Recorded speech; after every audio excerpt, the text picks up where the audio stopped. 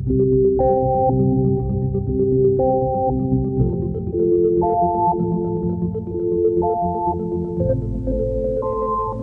listener, and welcome to a bonus episode of Ryan Rambles You To Rest, the sleep podcast where I lull you to a state of unconsciousness with the deeply dull drone of my voice.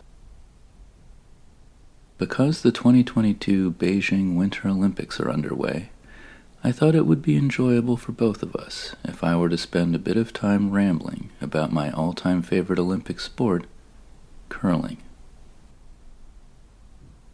We will begin this journey with a roundup of things I know about curling, where I will do my best to remember all of the details, and then I will check my knowledge with a particular ponder of Wikipedia's article on curling, where we will learn even more about this thrilling sport. Before we begin, I would like to recommend that you subscribe to this show on your podcast platform of choice or YouTube. For news and announcements, follow us on Twitter and Instagram at Ryan Rambles Pod, or follow me at Anvil1 on Twitter. Our soundtrack is by Disparition.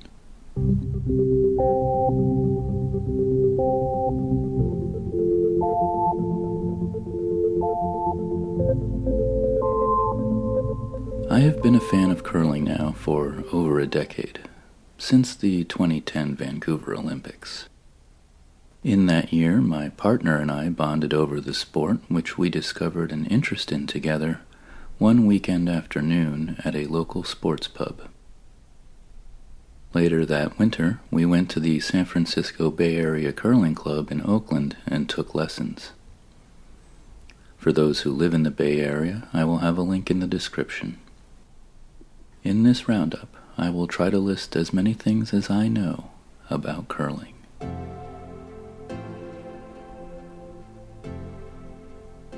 The first thing that I think I can speak to is the court itself and the scoring. The curling sheet, as it's called, is about 150 feet long. It's actually quite a lot longer in person than it looks like when you're watching it on TV. When you see that overhead view of the rocks coming down the sheet and the players sweeping, it looks a lot smaller. Like it seems like it's a small court, but when you're actually on the ground, it's pretty far. For some perspective with the American audience, one way to think about it is that 150 feet is about half of a football field. That's also more than the entire length of a basketball court, or the distance from third base to home plate. So the court is called a sheet. It has a circular scoring area at both ends. In any given round of play, though, you only use one of those ends of the sheet. You don't go back and forth. Now, the main focus of the scoring is the series of concentric circles at each end of the curling sheet. The very center of the circle, which during the Olympic Games has the Olympic logo on it, is called the button. And the button is the very center, and then outside of the button is the 4-foot ring, and then there are 2 more rings outside of that. Now, each ring doesn't have any particular scoring significance. They're just points of reference for figuring out scoring and for the players to be able to talk about their strategy during the match. The sum of all of those rings is called the house. So you want to get as many of your curling stones inside of the house as possible, and you want more of yours close to the center than your opponent's. At the end of a round of play, one team, only one team, is awarded points for the number of stones that they have closest to the center of the button before any of the other team's stones would count. So, for example, a team could have more of its curling stones in the house. Like, they could have 5 stones in the house, but if the opposing team has just 1 stone closer to the button, to the center, then they don't score any of those rocks, and the team with the 1 rock in the middle gets the point. And that's more or less how it plays out. Over a certain number of ends, a round is called an end. In mixed doubles, which began the Olympics for 2022, the teams play 8 ends, and in a standard curling match with 4 players on each team, they play 10 ends. The team that scores the most after that many ends is the winner. Those are sort of the essential pieces of information about the court, or the curling sheet, and the scoring area and how points are scored. There are a few other things to know about, though, with the curling sheet. The first is that the foothold sort of thing that the curler will push off of to throw the stone is called the hack, and that is what you'll hear the commentator talk about when the player is in the hack. They are, preparing to throw the stone. And then there is a line about a third of the way down the sheet that's called the hog line. And the hog line is the last point on the sheet for the curler that is traveling to release the stone. They're not allowed to keep touching the stone after the hog line. Another important thing to know about the sheet itself is that the ice is not smooth like it is in hockey or any of the skating tournaments.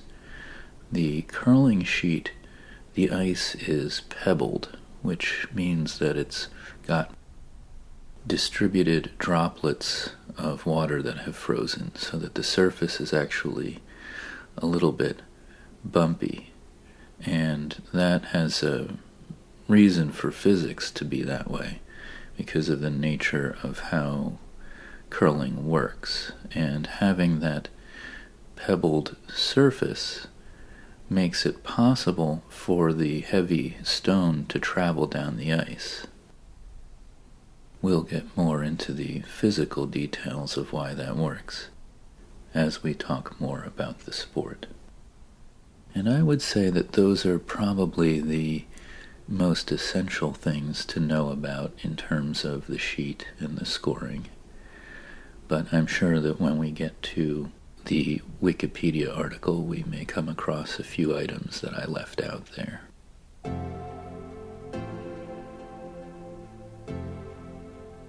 Now, the next most important thing to know about is definitely got to be the curling stones themselves.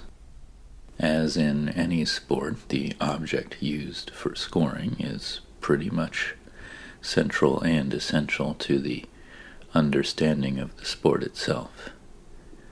I cannot think off the top of my head of any sports where the object for scoring is unimportant. But if you can think of a sport where the scoring object is unimportant, I would like to know what it is.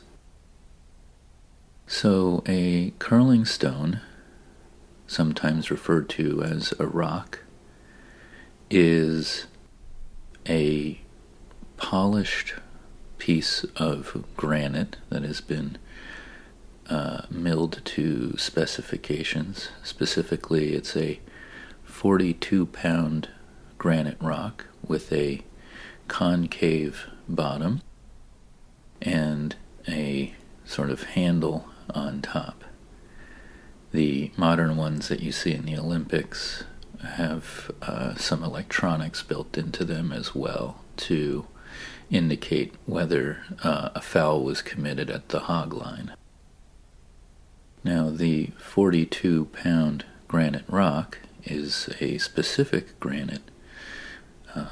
As the sport does hail from Scotland, the granite is from a specific quarry, or I think maybe a series of specific quarries. But in any case, the granite used for curling stones is a very specific regional stone.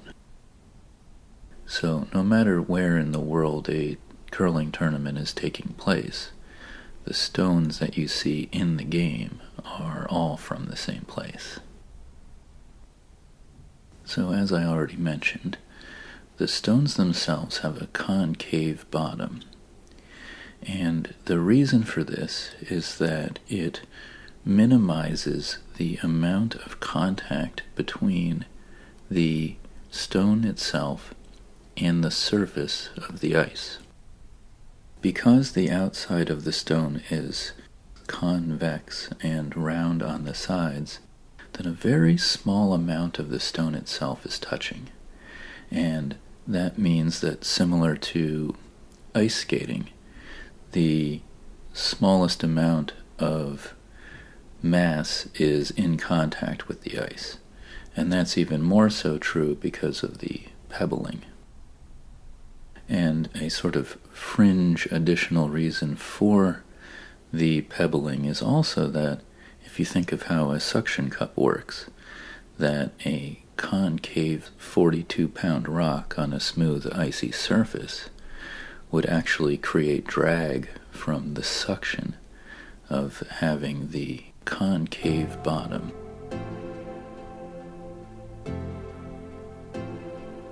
Now, the next most obvious and important thing to bring up when talking about curling are the brooms.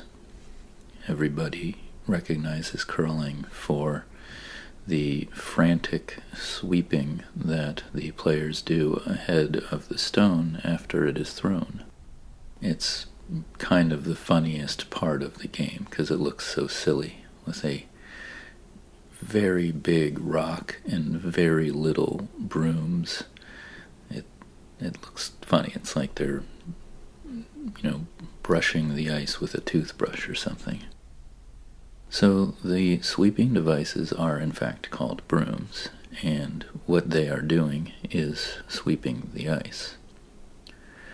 But the principal goal is not to remove debris from in front of the rock. The goal is to actually melt the ice in front of it to speed up the pace at which the stone is going down the sheet. And this is in part to get velocity, but in addition it's to inhibit the path of the stone as it curls. So another thing that goes with the sweeping that I think a lot of people remember or think about from the times they've watched curling is that while all of that frantic sweeping is taking place, there's usually a lot of vocal communication between the players. And usually what that is the person who's watching the path of the stone is giving sweeping instructions to the people who are sweeping as the stone travels down. And so that person is trying to help them determine what amount of sweeping they should be doing in order to get the stone into the place that they want it to land. And there are a lot of different commands. Different teams use different language to explain it.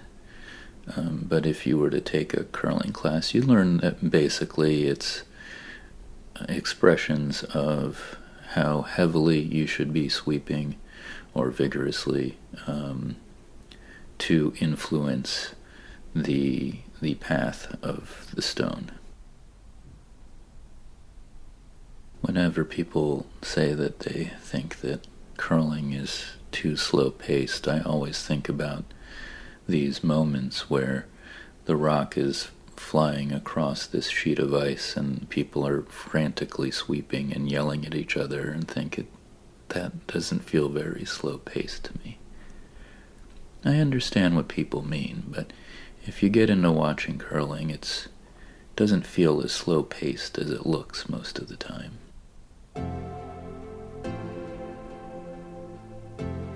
The next thing that's probably worth bringing up that I don't think I've mentioned so far is curling itself.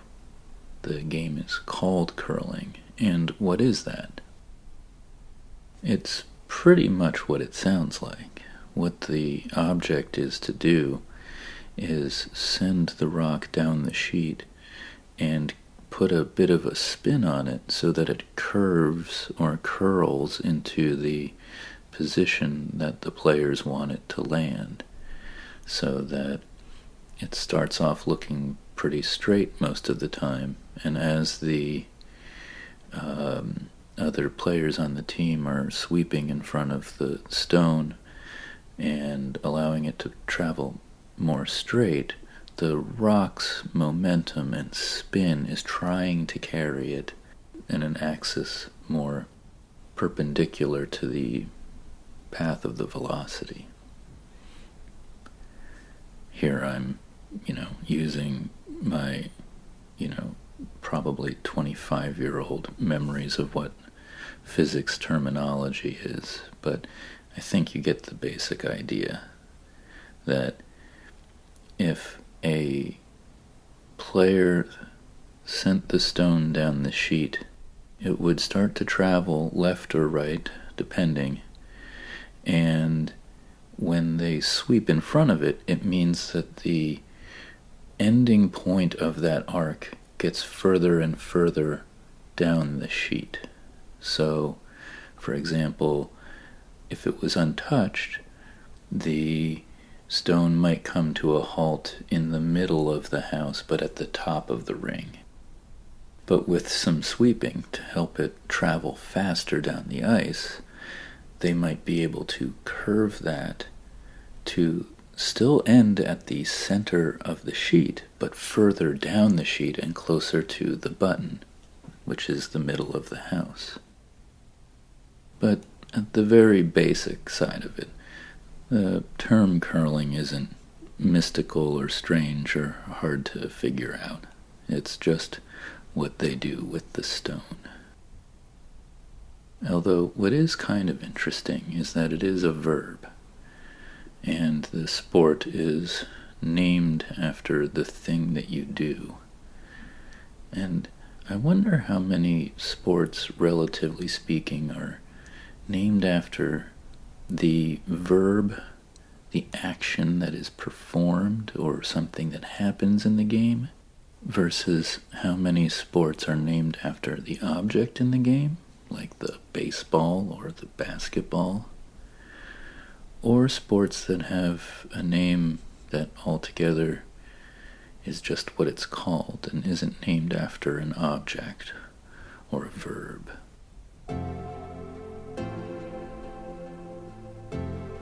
The last thing that I can think of in this roundup of things I know about curling is the uniform and shoes in particular.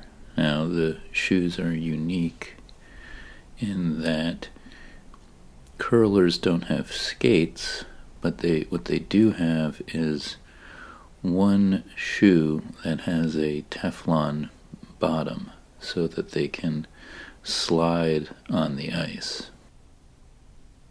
And that Teflon bottom basically serves two purposes. The first and primary purpose is that it allows them to launch from the hack to throw the stone when it is their turn to throw the stone. And then when you are watching an Olympic curling match, the sweepers are usually flying down the sheet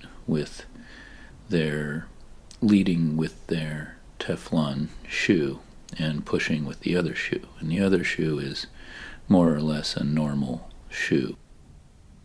Now, the reason I say that maybe the primary purpose is to launch from the hack is because if you go and learn how to curl, you don't start off with your own pair of curling shoes.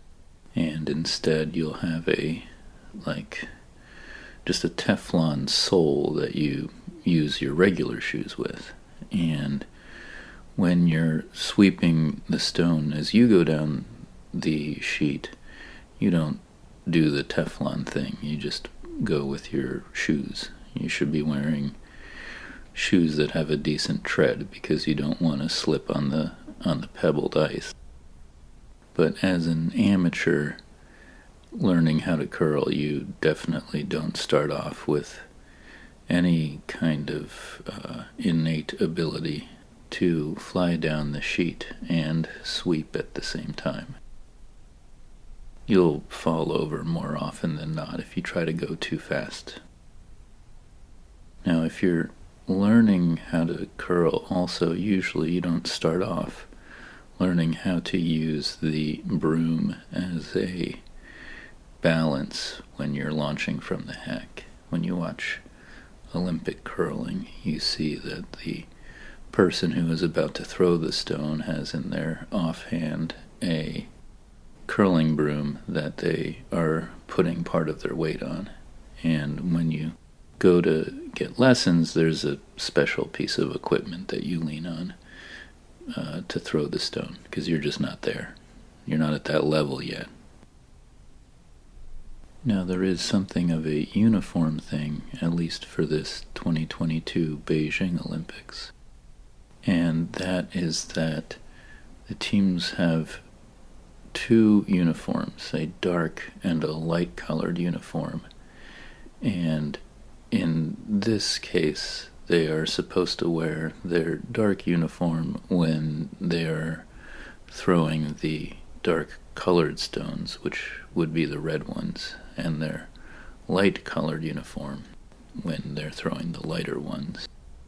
I'm not certain whether this practice came before, but I also remember that a few Olympics ago they were allowed to wear any kind of pants they wanted, and the pants got a little bit out of control, and you can Google that.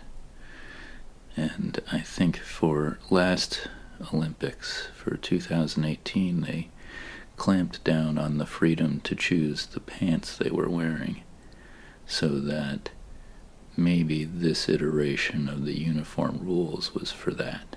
I'm not totally positive. Well, that is just about everything I can think of that I know about curling without doing any additional research or having the benefit of the internet at my fingertips while I ramble.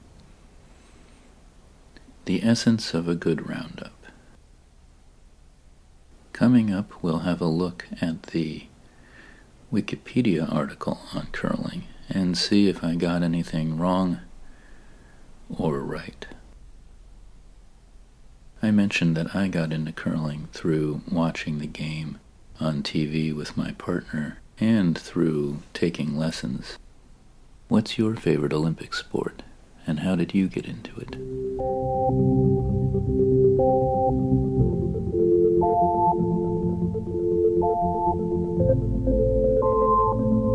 Now that we have established everything I think I know about the subject, I would like to ponder particularly the Wikipedia article on the fine Winter Olympic sport of curling.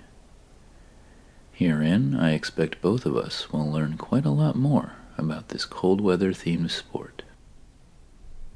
I shall try to be somewhat judicious about how much of the article I cover, but hope to balance this judiciousness with an adequately slow and boring pace of presentation. Now then, let's turn to curling on wikipedia.org.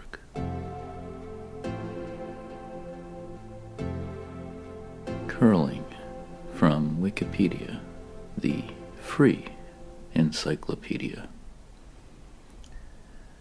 This article is about the sport, not to be confused with hurling. Now, before you laugh, people of my generation think of hurling as one thing, but hurling is in fact another sport. It is in fact an Irish sport of Gaelic origin and is an outdoor sport, which I am not going to spend time on. Suffice it to say that hurling may not be what you thought it was when I first said hurling. Now then, curling is a sport in which players slide stones on a sheet of ice toward a target area which is segmented into 4 concentric circles. It is related to bowls, boules, and shuffleboard. 2 teams, each with 4 players, take turns sliding heavy, polished granite rocks, also called stones, across the ice curling sheet toward the house, a circular target marked on the ice. Each team has 8 stones, with each player throwing 2. The purpose is to accumulate the highest score for a game. Points are scored for the stones resting closest to the center of the house at the conclusion of each end, which is completed when both teams have thrown all of their stones once. A game usually consists of 8 or 10 ends. The player can induce a curved path, described as a curl, by causing the stone to slowly rotate as it slides. The path of the rock may be further influenced by 2 sweepers with brooms or brushes to accompany it as it slides down the sheet and sweep the ice in front of the stone. Quote, sweeping a rock decreases the friction which makes the stone travel a straighter path with less curl and a longer distance. A great deal of strategy and teamwork go into choosing the ideal path and placement of a stone for each situation, and the skills of the curlers determine the degree to which the stone will achieve the desired result. Well, that was a pretty good description of the essence of curling, and probably a bit more efficient than the one I gave earlier in this episode. Now, that was the introduction, and we shall next look at the history of curling.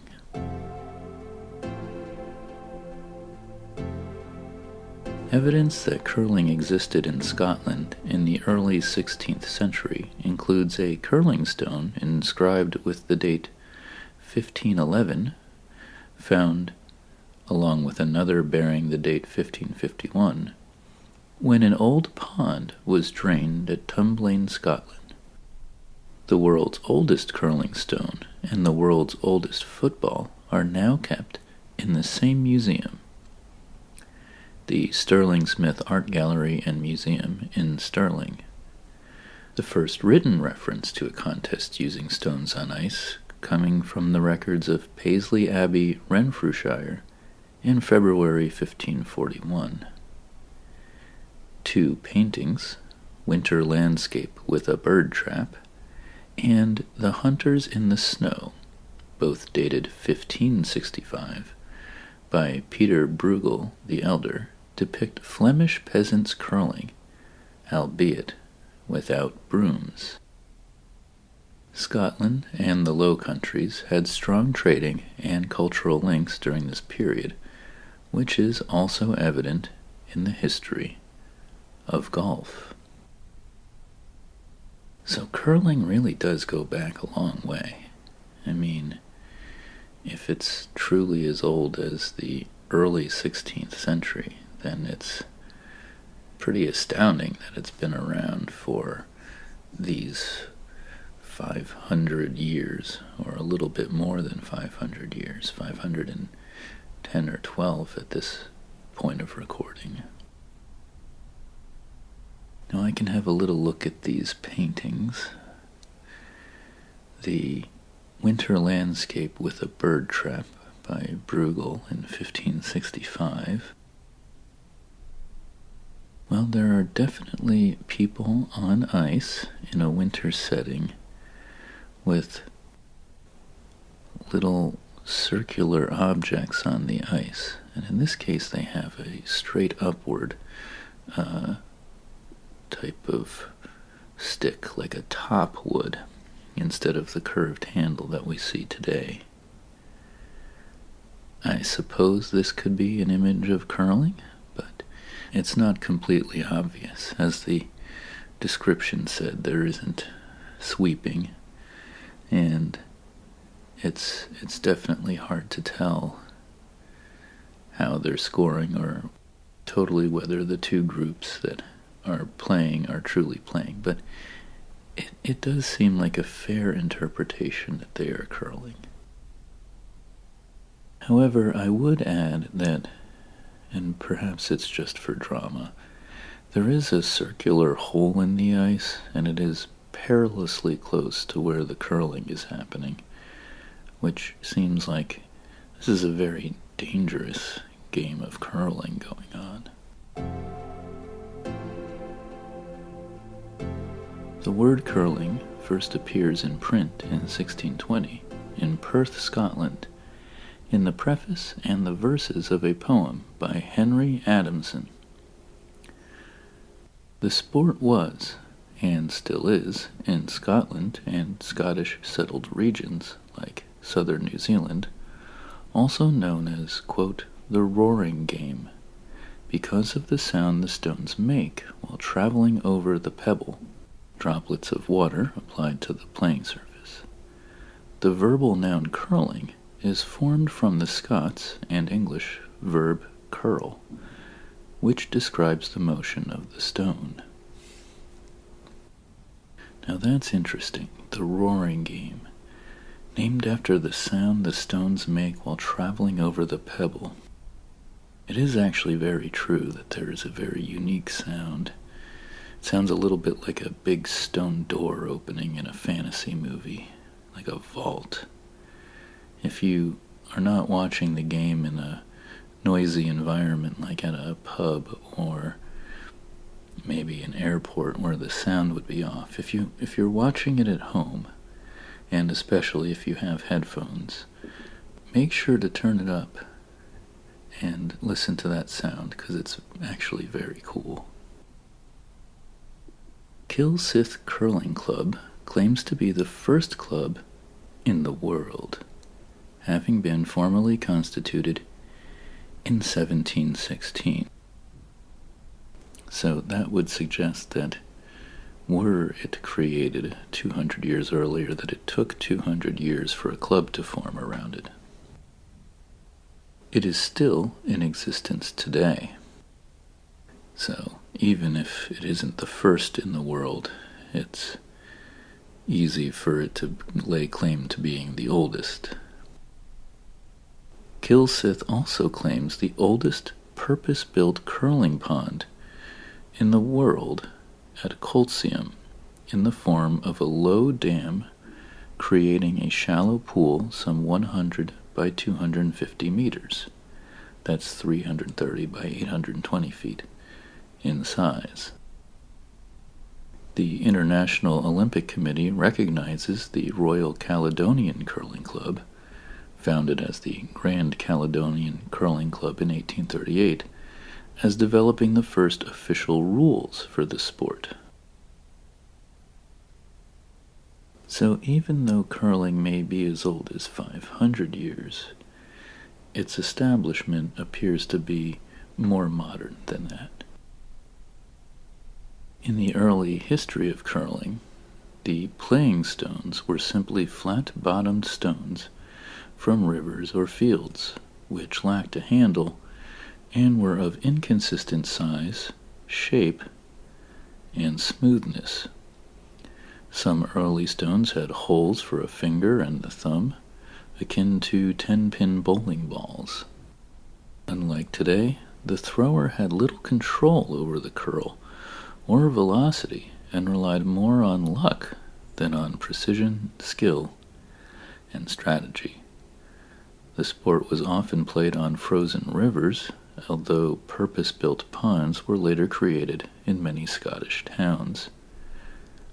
For example, the Scottish poet David Gray describes whiskey-drinking curlers on the Luggy Water at Kirkintilloch. Now, thus far, there are more accompanying images.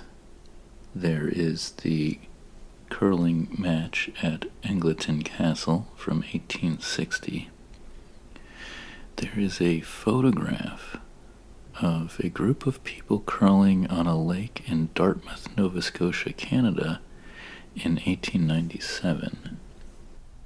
And that image is truly interesting because you see what may be several hundred people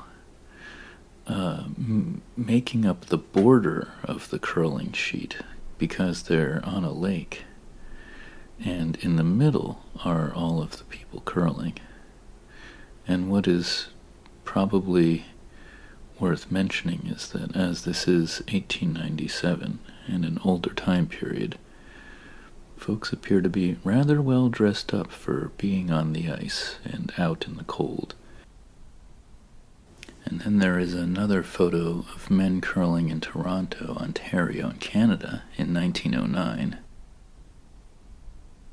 And these are also well-dressed men with hats and ties.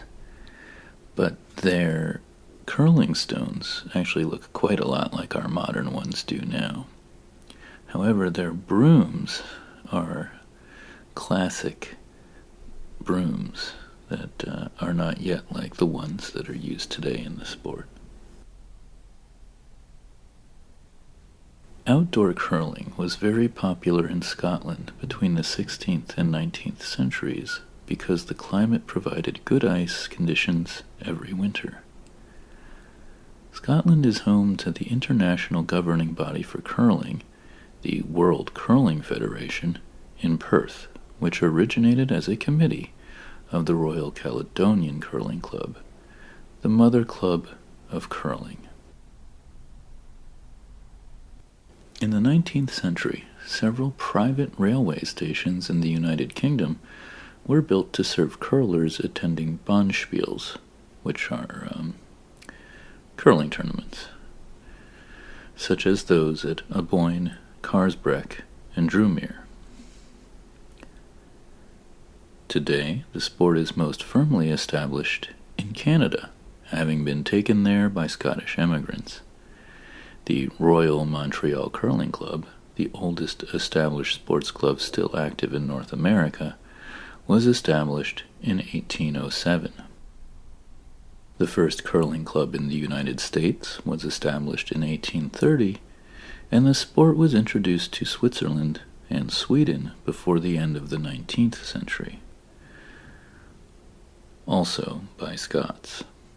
Today, curling is played all over Europe and has spread to Brazil, Japan, Australia, New Zealand, China, and Korea. So curling has now spread throughout the world, and I guess you could say it's had some growing popularity. We learned that when we went to try out curling at a curling club that, of course, every 4 years it becomes more popular and people become more curious because they see it during the Olympic Games on TV. And speaking of Olympic curling, here are the details. Curling has been a medal sport in the Winter Olympic Games since the 1998 Winter Olympics. Well, that's interesting. I didn't realize that Olympic curling has only been a thing for a little over 20 years. It currently includes men's, women's, and mixed doubles tournaments. The mixed doubles event was held for the first time in 2018. So mixed doubles was added to the game for the Olympics 20 years after it first started at the Olympics. It is kind of interesting that for a winter sport that was actually popular in the 1800s in the United States and Europe, that it would take another 160 or so years for that sport to become an Olympic winter sport, when it seems like it's this borderline ancient sport, going all the way back to the 1500s if we're to believe what we've read. In February 2002, the International Olympic Committee retroactively decided that the curling competition from the 1924 Winter Olympics, originally called Semaine de Sports d'Hiver, or International Winter Sports Week, would be considered official Olympic events and no longer be considered demonstration events. Thus, the first Olympic medals in curling, which at the same time was played outdoors, were awarded for the 1924 Winter Games, with the gold medal won by Great Britain, unsurprisingly, 2 silver medals by Sweden, and the bronze by France. A demonstration tournament was also held during the 1932 Winter Olympic Games between 4 teams from Canada and 4 teams from the United States, with Canada winning 12 games to 4. Okay, so there's a little bit deeper background. And the 1924 Winter Olympics, in fact, were the first Winter Olympics. So, somewhat technically, I guess you could say that curling is an original Winter Olympic sport, even though it took another 70 years for it to become a regular medal sport. Since the sport's official edition in the 1998 Olympics, Canada has dominated the sport with their men's team winning gold in 2006, 2010, and 2014, and silver in 1998 and 2002.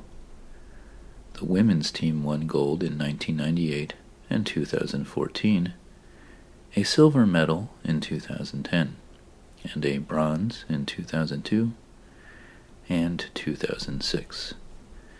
The mixed doubles team won gold in 2018. At the time of this recording, the mixed doubles round has not finished up, but it looks like Italy is going to blow the doors off of everyone else. Well, now that we've heard a good history of curling, that I certainly couldn't have provided myself without the help of the good people at wikipedia.org, we can now turn to the specifics of the equipment and how curling is played.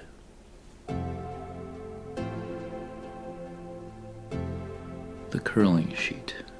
The playing surface, or curling sheet, is defined by the World Curling Federation rules of curling. It is a rectangular area of ice carefully prepared to be as flat and level as possible. 146 to 150 feet, or 45 to 46 meters, in length by 14.5 to 16.5 feet, 4.4 to 5 meters in width. The shorter borders of the sheet are called the backboards. Because of the elongated shape, several sheets may be laid out side by side in the same arena, allowing multiple games to be played simultaneously. A target, the house, is centered on the intersection of the center line, drawn lengthwise down the center of the sheet, and the tee line, drawn 16 feet, or 4.9 meters, from and parallel to the backboard. These lines divide the house into quarters. So again, it's the center line that comes down the entire length of the sheet, and then a bisecting line that crosses the sheet right through the center.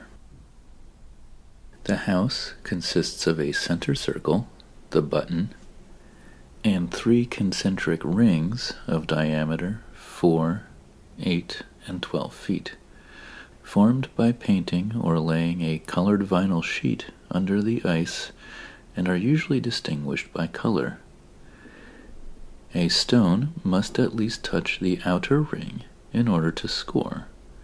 Otherwise, the rings are merely a visual aid for aiming and judging which stone is closer to the button. 2 hog lines are drawn 37 feet from and parallel to the backboard. The hacks, which give the thrower something to push against when making the throw, are fixed 12 feet behind each button. On indoor rinks, there are usually 2 fixed hacks, rubber-lined holes, 1 on each side in the center line, with the inside edge no more than 3 inches, 76 millimeters, from the center line and the front edge of the hack line. A single movable hack may also be used. The ice may be natural, but is usually frozen by a refrigeration plant pumping a brine solution through numerous pipes fixed lengthwise at the bottom of a shallow pan of water.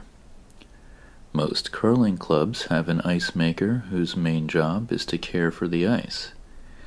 At the major curling championships, ice maintenance is extremely important.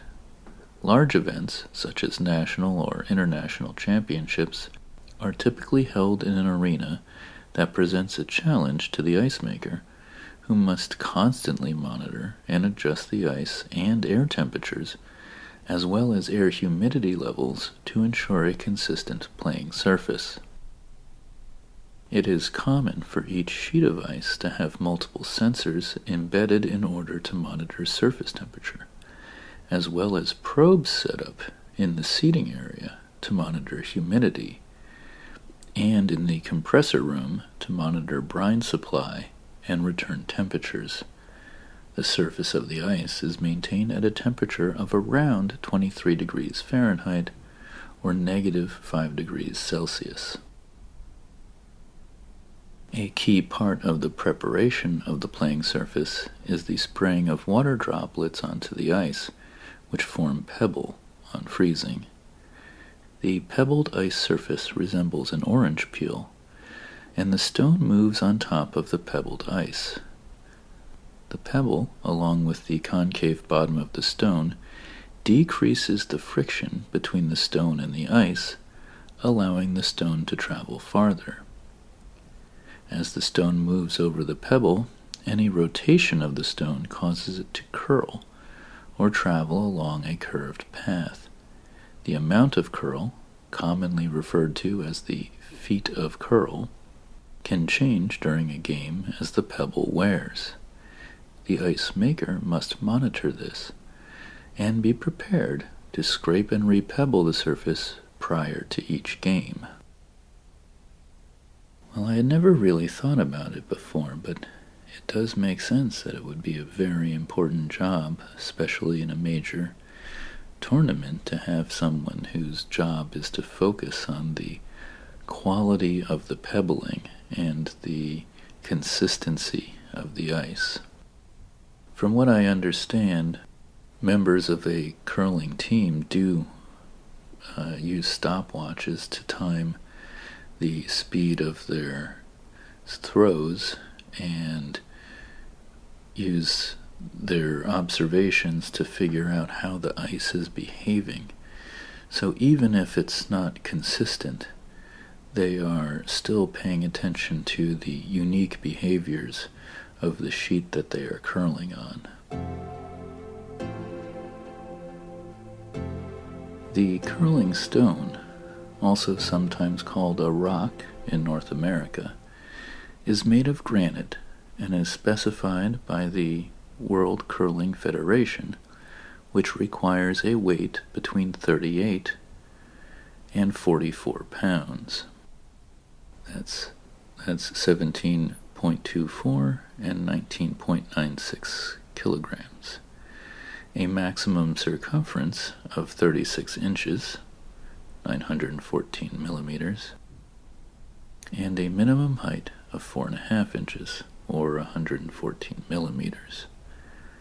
The only part of the stone in contact with the ice is the running surface, a narrow, flat annulus or ring, 1/4 to 1/2 inch wide and about 5 inches in diameter.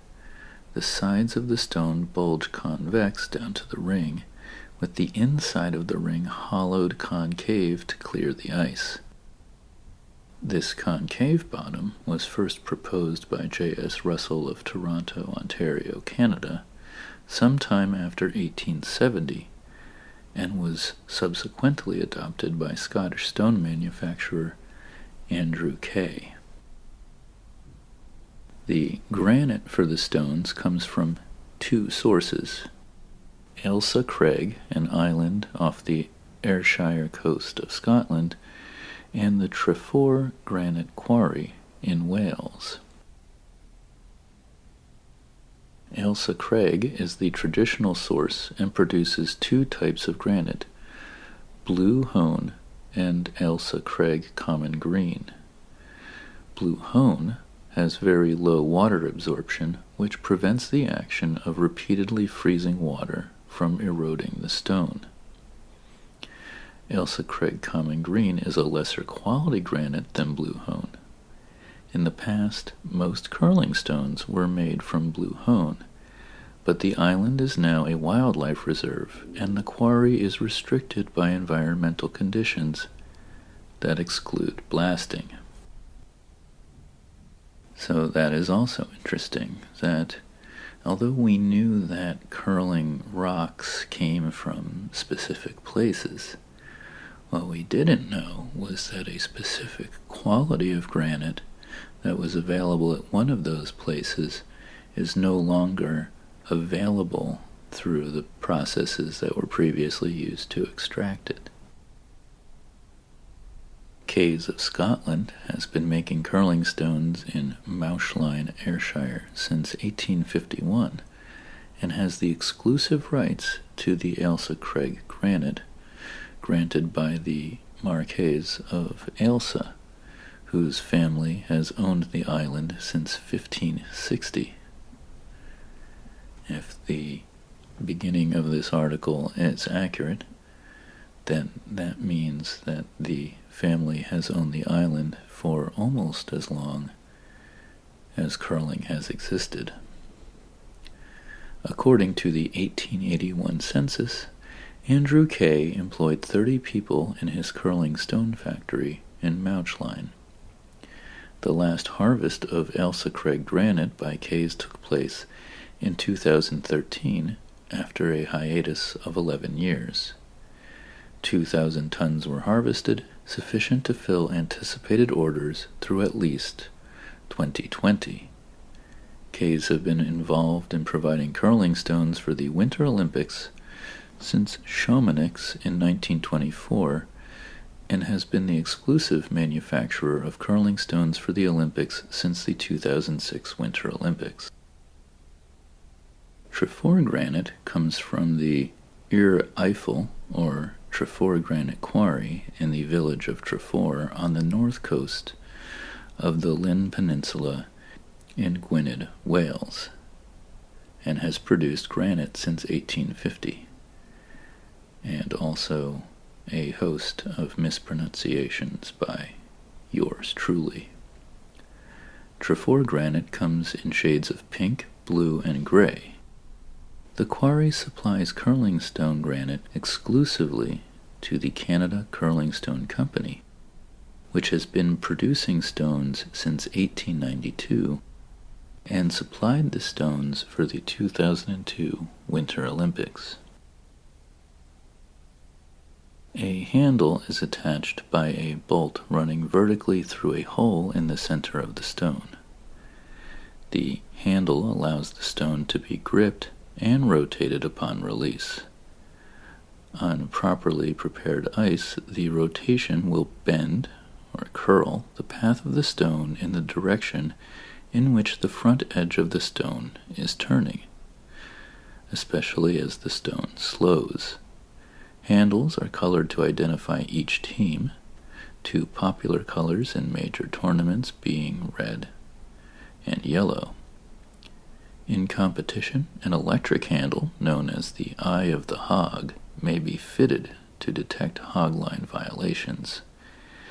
This electronically detects whether the thrower's hand is in contact with the handle as it passes the hogline, and indicates a violation by lights at the base of the handle. The Eye of the Hog eliminates human error and the need for hogline officials. It is mandatory in high-level national and international competition, but its cost, around US $650 each, currently puts it beyond the reach of most curling clubs.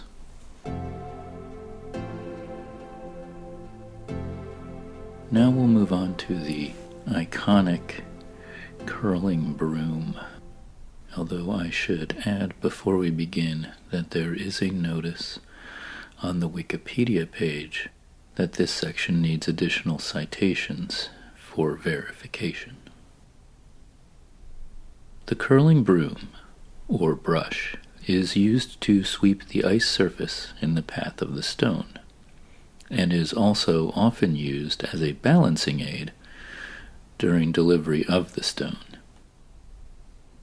You'll see this most of the time in a curling match, that the broom is used for balance.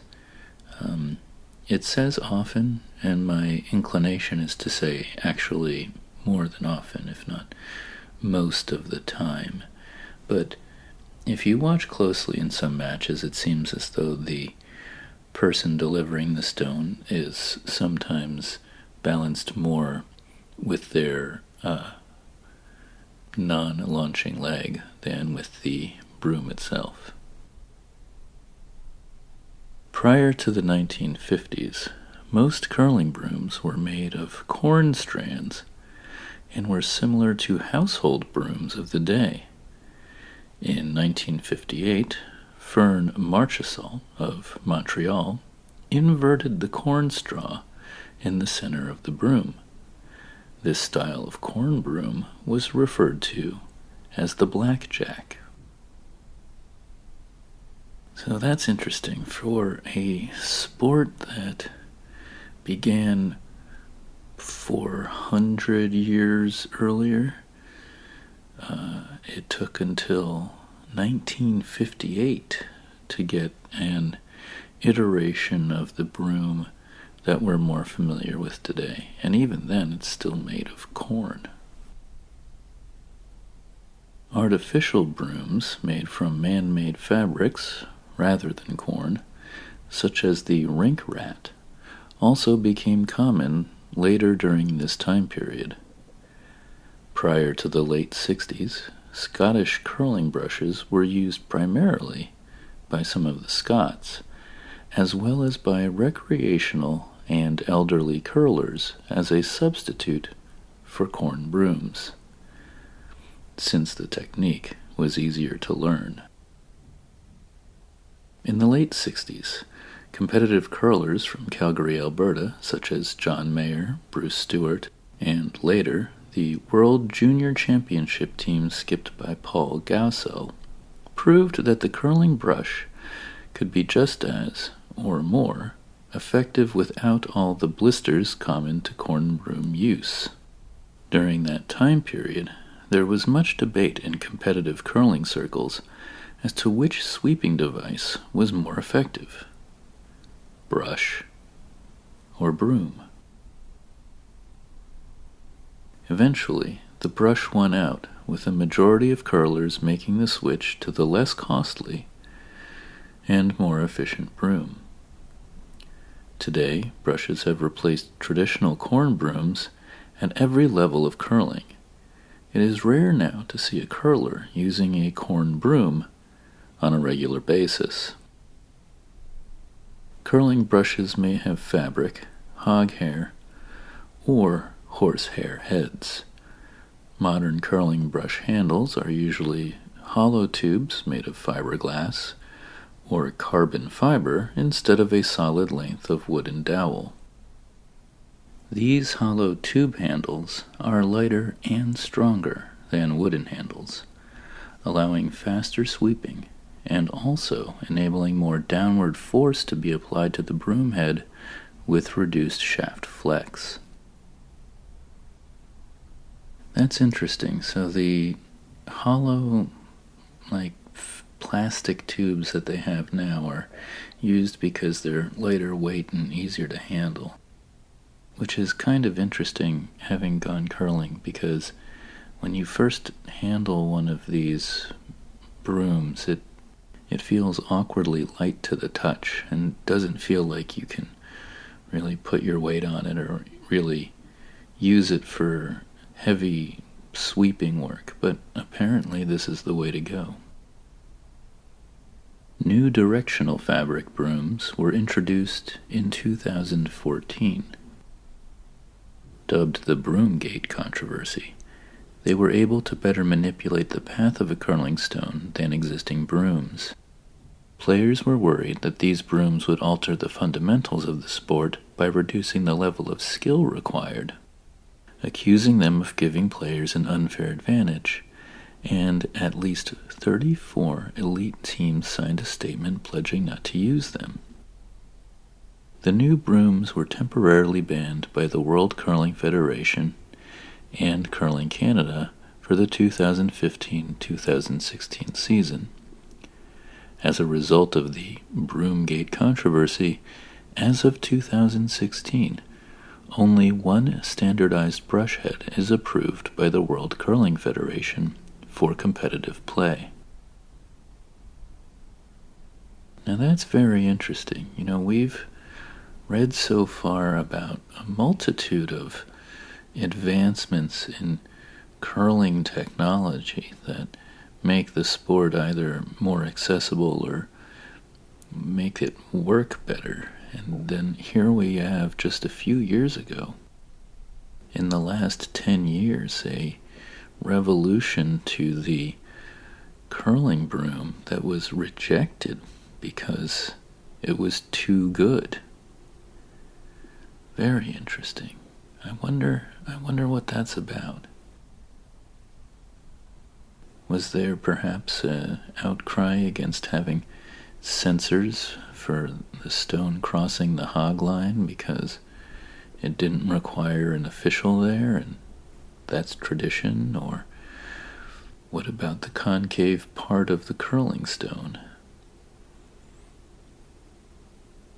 I wonder if there's more to it than we're really getting out of this article, or if it is this just sort of like modern, anti-modern sentiment rather than looking for the innovation, wanting to remain traditional to the sport.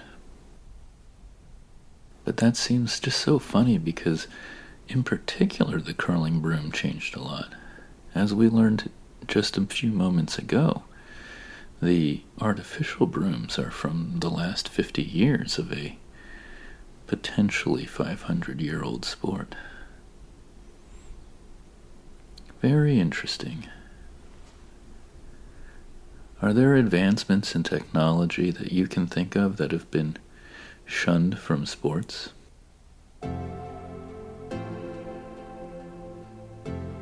The final detailed section on curling equipment is about the shoes. Curling shoes are similar to ordinary athletic shoes except for special soles. The slider shoe, usually known as a slider, is designed for the sliding foot, and the gripper shoe, usually known as a gripper, for the foot that kicks off from the hack. The slider is designed to slide and typically has a Teflon sole. It is worn by the thrower during delivery from the hack and by sweepers or the skip to glide down the ice when sweeping or otherwise traveling down the sheet quickly.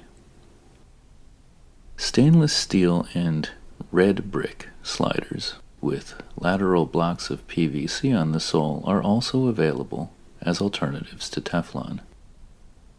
Most shoes have a full sole sliding surface, but some shoes have a sliding surface covering only the outline of the shoe, and other enhancements with the full sole slider.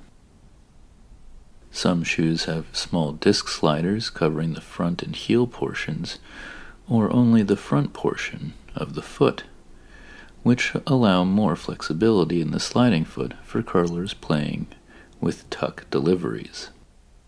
When a player is not throwing, the player's slider shoe can be temporarily rendered not slippery by using a slip-on gripper. During Olympic matches, every once in a while you'll spot the curlers removing or putting on that gripper bottom for the slider shoe. Ordinarily, athletic shoes may be converted to sliders by using a step-on or slip-on Teflon slider, or by applying electrical or gaffer tape directly to the sole, or over a piece of cardboard. This arrangement often suits casual or beginning players. I can't really imagine applying gaffer tape to the bottom of a shoe to go curling, but that's interesting. I guess that's the sort of thing you might do if it was an impromptu curling game, if you were just out on the ice. But then, where would you get the very specific stones for curling?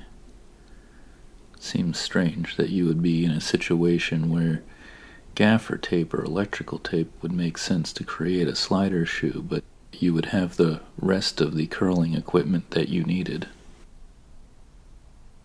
When we've gone and taken curling lessons, we've had the step-on sliders, which you don't strap onto, you just step on and, put your weight on for pushing out of the hack. And then after you've pushed off and thrown the stone, you just step off of it rather than glide down the ice majestically like a true curling player. You're more likely, or at least I am more likely to just fall over at that point. Moving on. The gripper is worn by the thrower on the foot that kicks off from the hack during delivery and is designed to grip the ice. It may have a normal athletic shoe sole or a special layer of rubbery material applied to the sole of a thickness to match the sliding shoe. The toe of the hack foot shoe may also have a rubberized coating on the top surface or a flap that hangs over the toe to reduce wear on the top of the shoe as it drags on the ice behind the thrower. Oh, well, that's interesting. I didn't know about that there's an extra guard of rubber on the toe of the hack shoe.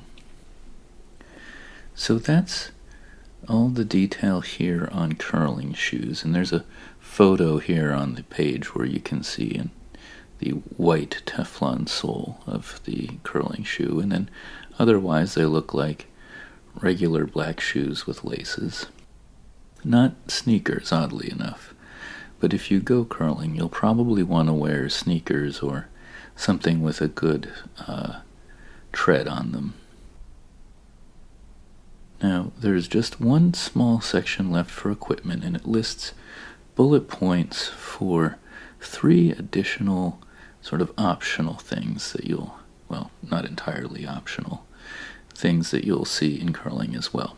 The first one is definitely, in its way, not optional, but curling pants. Obviously, you should wear pants when you go curling, if for no other reason than because it's chilly and rude not to wear pants. Curling pants made to be stretchy to accommodate the curling delivery. So sometimes there are people that will wear pants that are specific for curling. And if you look at clips of the Sochi Olympics, I think it was Sochi, some of the teams had very bright and vibrant curling pants. Next, a stopwatch to time the stones over a fixed distance to calculate their speed. Stopwatches can be attached either to clothing or the broom. If you watch Olympic curling, for sure you'll be seeing stopwatches in the hands of the curlers. Keep an eye out because they're usually not super obvious about using them, but they're there. Finally, curling gloves and mittens to keep the hands warm and improve grip on the broom. Well, that's all of the equipment. That seems like a lot, but I imagine many sports have a decent amount of equipment that we don't normally talk about or notice unless we're exploring it this particularly.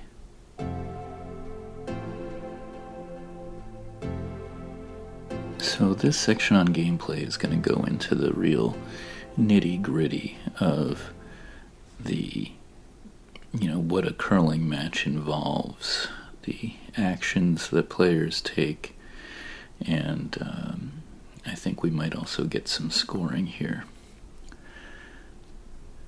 The purpose of a game is to score points by getting stones closer to the house center, or the button, than the other team's stones. Players from either team alternate in taking shots from the far side of the sheet.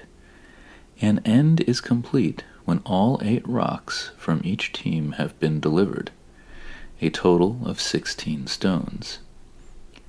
If the teams are tied at the end of regulation, often extra ends are played to break the tie. The winner is the team with the highest score after all ends have been completed. A game may be conceded if winning the game is infeasible. International competitive games are generally 10 ends. So most of the national championships that send a representative to the World Championships or Olympics also play 10 ends.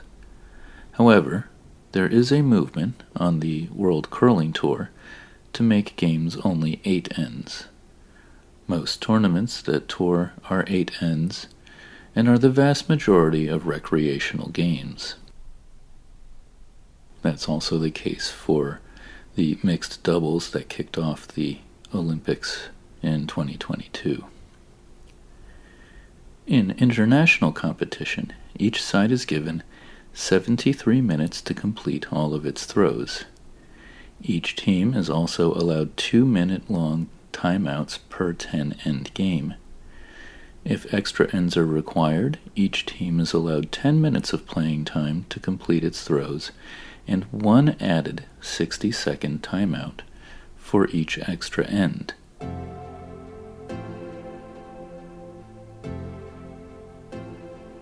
The next section is called delivery. The process of sliding a stone down the sheet is known as the delivery or throw. Players, with the exception of the skip, take turns throwing and sweeping when one player throws. Players, with the exception of the skip, take turns throwing and sweeping. When one player throws, the players not delivering sweep. When the skip throws, the vice skip takes their role.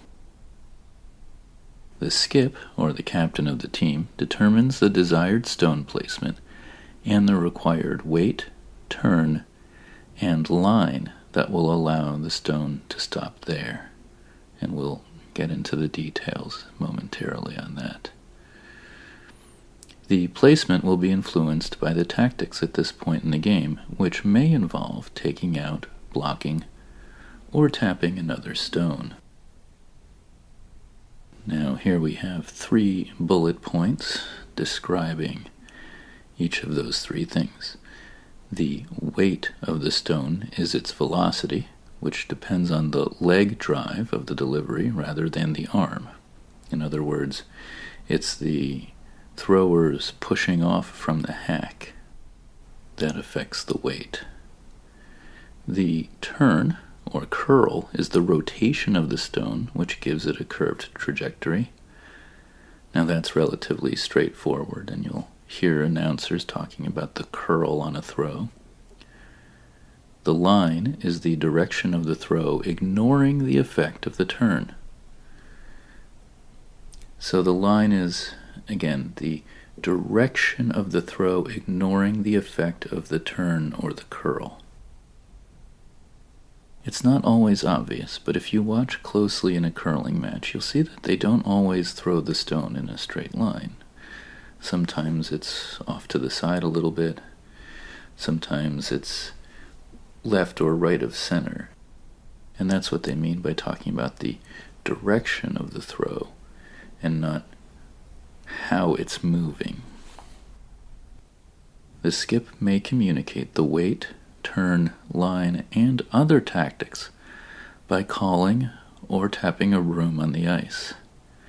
In the case of a takeout, guard, or a tap, the skip will indicate the stones involved. So when you're watching a regular match, the skip is often the person who's down at the end of the scoring end of the sheet, who's giving the instructions, who's closest to the stones and kind of knows what's going on there.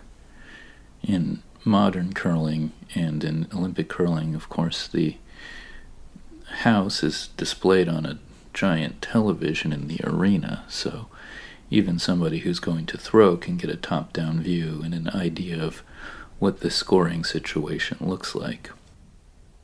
But traditionally, it's on the skip to be able to tell. Before delivery, the running surface of the stone is wiped clean, and the path across the ice swept with the broom if necessary, since any dirt on the bottom of a stone or in its path can alter the trajectory and ruin the shot. Intrusion by a foreign object is called pickup or pick. The thrower starts from the hack. The thrower's gripper shoe, with the non-slippery sole, is positioned against one of the hacks.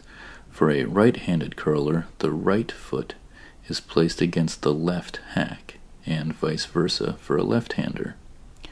The thrower, now in the hack, lines the body up with shoulders square to the skip's broom at the far end. For line.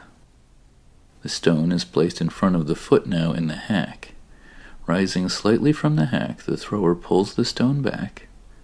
Some older curlers may actually raise the stone in this backward movement, then lunges smoothly out from the hack, pushing the stone ahead while the slider foot is moved in front of the gripper foot, which trails behind.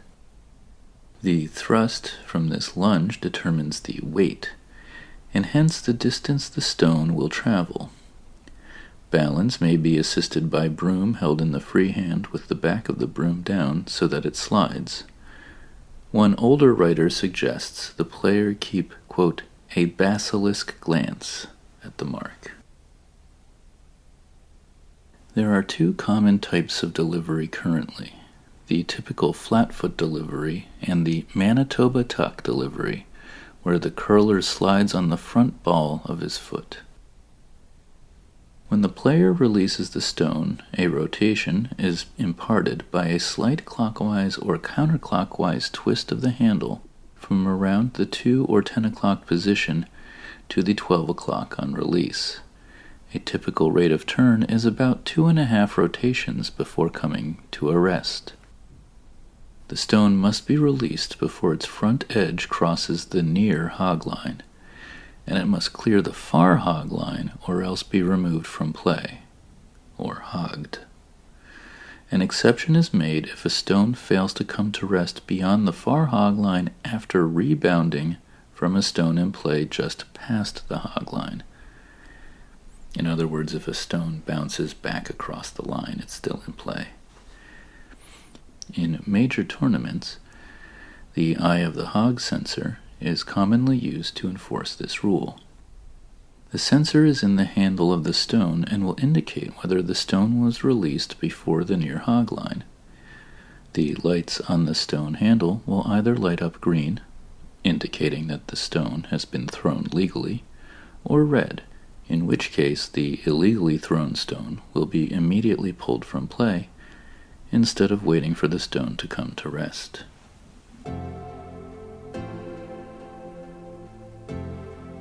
Now we get into sweeping, the probably more popular, if not more recognizable part of the sport that everybody likes to make fun of or laugh at. After all, it is funny. People sweeping vigorously in front of a very big rock using very small brooms. After the stone is delivered, its trajectory is influenced by the two sweepers under instruction from the skip. Sweeping is done for several reasons: to make the stone travel farther, to decrease the amount of curl, and to clean debris from the stone's path. Sweeping is able to make the stone travel farther and straighter by slightly melting the ice under the brooms, thus decreasing the friction as the stone travels across that part of the ice.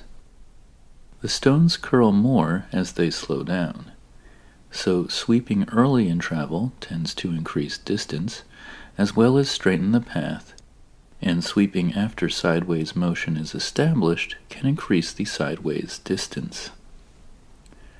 One of the basic technical aspects of curling is knowing when to sweep. When the ice in front of the stone is swept, a stone will usually travel both farther and straighter, and in some situations, one of those is not desirable. For example, a stone may be traveling too fast, said to have too much weight, but requires sweeping to prevent curling into another stone. The team must decide which is better: getting by the other stone but traveling too far, or hitting the stone. Much of the yelling, and that is, by the way, another, I would say, tenet of curling. In fact, in part the excitement of curling is the yelling portion, which becomes the kind of almost most emotionally violent part of the game. And what's interesting when watching something of an international tournament like the Olympics is you get to hear everybody yelling in different languages and with different cadences and different styles. One of my favorites so far in the Olympics was the woman on the Chinese team had a sustained yell when it was time to sweep. There was just this one long sustained yell as the sweeper was traveling down the ice. Going back, much of the yelling that goes on during a curling game is the skip and sweepers exchanging information about the stone's line and weight, and deciding whether to sweep. The skip evaluates the path of the stone and calls for the sweepers to sweep as necessary to maintain the intended track. The sweepers themselves are responsible for judging the weight of the stone, ensuring that the length of travel is correct, and communicating the weight of the stone back to the skip. Many teams use a number system to communicate in which of 10 zones the sweepers estimate the stone will stop. Some sweepers use stopwatches to time the stone from the back line, or tee line, to the nearest hog line to aid in estimating how far the stone will travel. Usually, the two sweepers will be on opposite sides of the stone path, although depending on which side the sweeper's strengths lie, this may not always be the case. Speed and pressure are vital to sweeping, In gripping the broom, one hand should be 1/3 of the way from the top, non-brush end, of the handle, while the other hand should be 1/3 of the way from the head of the broom. The angle of the broom to the ice should be such that the most force possible can be exerted on the ice. The precise amount of pressure may vary from relatively light brushing, just cleaning to ensure debris will not alter the stone's path, to maximum pressure scrubbing. Sweeping is allowed anywhere on the ice up to the tee line. Once the leading edge of a stone crosses the tee line, only one player may sweep it. Additionally, if a stone is behind the tee line, one player from the opposing team is allowed to sweep it. This is the only case that a stone may be swept by an opposing team member. In international rules, this player must be the skip, but if the skip is throwing, then the sweeping player must be the third. So yeah, sometimes you'll see that the opposing team is sweeping, and that's usually because the throwing team has overthrown the stone, or has thrown it with too much weight, and they are brushing it to get it to move further away from the button in the house. That can sometimes be a very exciting moment in a match.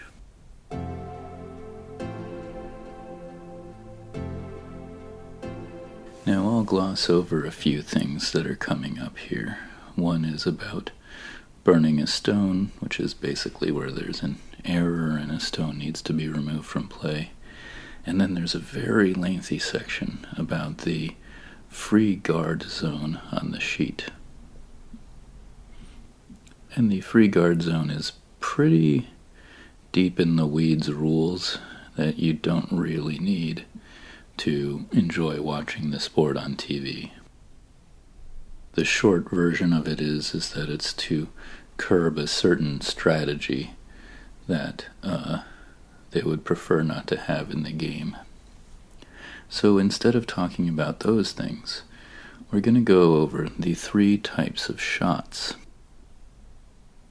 Many different types of shots are used to carefully place stones for strategic or tactical reasons. They fall into 3 fundamental categories as follows, and these you're going to hear a lot during Olympic commentary. So this is really useful information here, for as much as I've been droning on about this and that. Guards are thrown in front of the house in the free guard zone, usually to protect a stone or to make the opposing team's shot difficult. Guard shots include the center guard, or the center line, and the corner guards to the left or right sides of the center line. The simple way of explaining that is stones that are in the way. Next is a draw. Draws are thrown only to reach the house. Draw shots include raise, come around, and freeze shots. Draws are thrown to reach the house. Draw shots include raise, come around, and freeze shots. And I'm just going to very quickly read what come around and freeze are. So, come around is any shot that curls around another rock. So, basically what it sounds like. And then a freeze is a precise draw weight shot where a delivered stone comes to rest against a stationary stone, making it nearly impossible to take out. So when you hear an announcer saying that they plan on going for the freeze, what they're trying to do is get that stone to just rest against their opposing team's rock. And then The third one in this draw category is the raise, which is a shot in which the delivered stone bumps another stone forward. And there are a ton of terms in the glossary of curling terms, and we're not going to go through that here. So the last type of shot is a takeout. Takeouts are intended to remove stones from play and include the peel, which you'll hear a lot during the Olympics, hit and roll, and double shots. So I'll read the peel. Peel is a takeout that removes a stone from play as well as the delivered stone. They are usually intentional, such as for blanking an end. So you'll see this a lot. It's basically where one team sacrifices a stone to take out another stone and then both are gone. And those are at least according to the fine people at Wikipedia, the main types of shots that folks like us need to know to understand curling. And I think that's good enough. To be honest, I wasn't sure myself what all of these meant going into this section, so this is very helpful.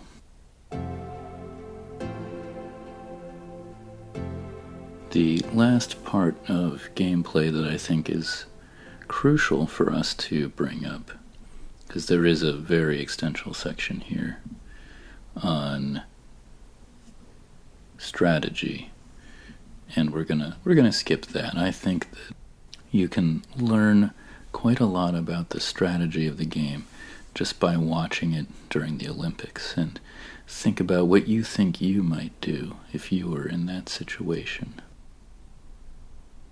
And this last thing within gameplay that is super important is, of course, the hammer.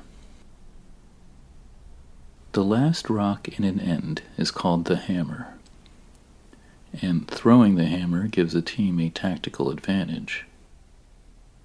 Before the game, teams typically decide who gets the hammer in the first end, either by chance, such as a coin toss, by a draw to the button contest, where a representative of each team shoots to see who gets closer to the center of the rings, or particularly in tournament settings, like the Winter Olympics, by a comparison of each team's win-loss record. In all subsequent ends, the team that did not score in the preceding end gets to throw second, thus having the hammer. In the event that neither team scores, called a blanked end, the hammer remains with the same team. So that's relatively simple. Sometimes you'll see a team that's in the lead, like in the gold medal match for the mixed doubles. You'll see a team that's in the lead that is far enough in the lead that they might throw away a stone or let the opposing team score 1 or 2 points so that they can keep the hammer for the next round, especially if the next round is the final end. As an example, if your team was up, say, 10-6, then you might let the other team score 1 point just so that you can keep the hammer in the final round. Moving on. Naturally, it is easier to score points with the hammer than without. The team with the hammer generally tries to score 2 or more points. If only 1 point is possible, the skip may try to avoid scoring at all in order to retain the hammer the next end, giving the team another chance to use the hammer advantage to try to score 2 points. Scoring without the hammer is commonly referred to as stealing, or a steal, and is much more difficult. Now, there you go. The detail about the hammer is definitely one of the most important things you can know about curling, because it will come up in every end, and the announcers will be talking about it constantly. And that's most of the gist of how the game works. Often games are conceded. There's a section about that here. When it is determined that another team cannot win or is unlikely to win. And there are also rules for dispute resolution that we don't need to go into here. But every once in a while during the Olympic Games, you'll see them take out a measuring rod that fits into the buttonhole in the middle of the house so that they can see which stone is closest to the center. However, more often than not, you'll see the two teams have a look at it. The two skips from either team will look at it, and they'll make an agreement on which stone is closest, and that's most of the time. There's a section here on scoring, and I read over this earlier, and it is kind of interesting. I'll just say this much, that the scoreboard you see during the Winter Olympics is the baseball style of scoreboard that shows the number of points in an end, each end, and then traditionally a club scoreboard is done differently, where the total number of points scored is listed per end, and that basically means that you can use fewer number cards if you have like a scoreboard, or you don't have to write as much. It's not super important to enjoying the game on TV.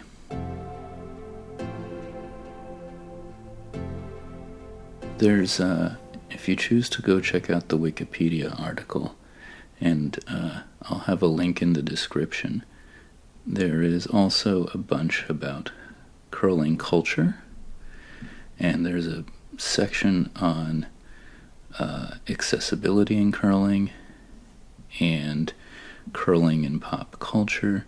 But the last one that I wanted to read, which I think is one of the most important things as well, and something that you don't hear a lot about or necessarily notice when you're watching the Olympics, but something that is definitely imparted to you if you go to take curling lessons. And it's something that I think is actually one of the most important things about the sport, and after taking lessons, one of the things that made me really appreciate it. And that is good sportsmanship.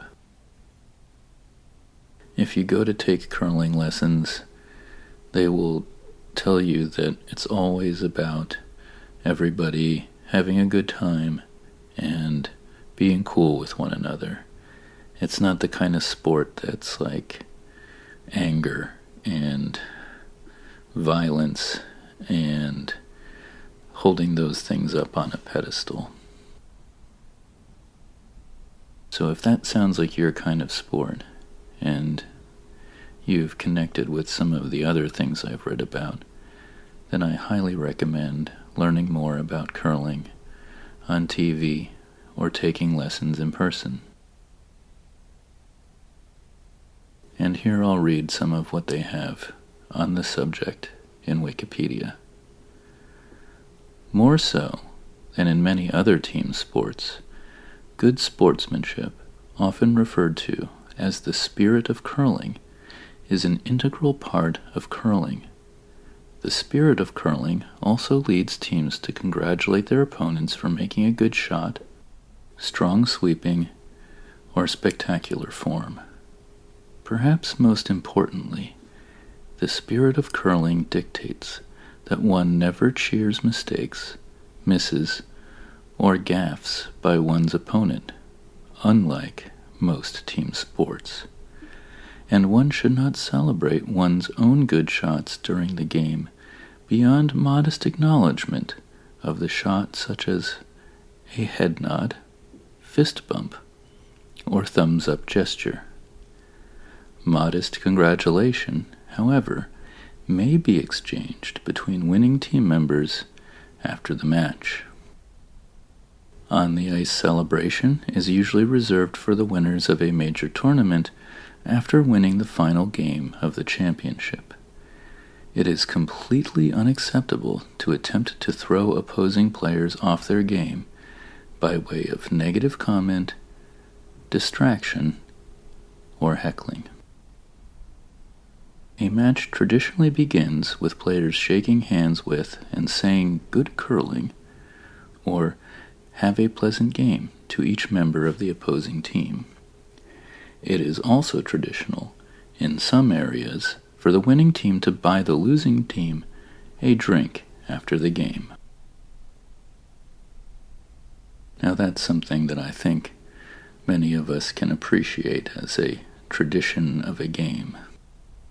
So even if you lost your match, you still get a beer out of it. Even at the highest levels of play, players are expected to call their own fouls. It is not uncommon for a team to concede a curling match after it believes it no longer has any hope of winning. Concession is an honorable act and does not carry the stigma associated with quitting. It also allows for more socializing. To concede a match, members of the losing team offer congratulatory handshakes to the winning team.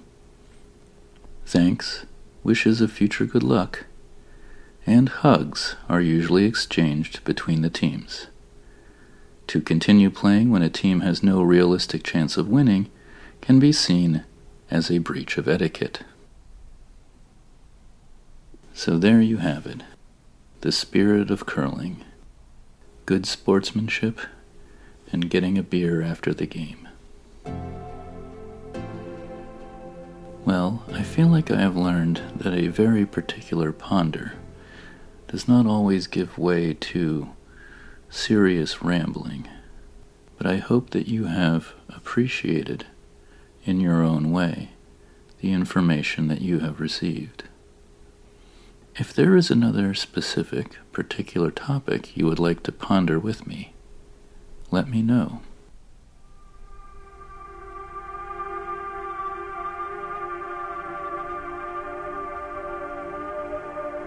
I think we'll leave it here for this bonus episode of Ryan Rambles You To Rest, in which we did a deep dive into the world of Olympic curling.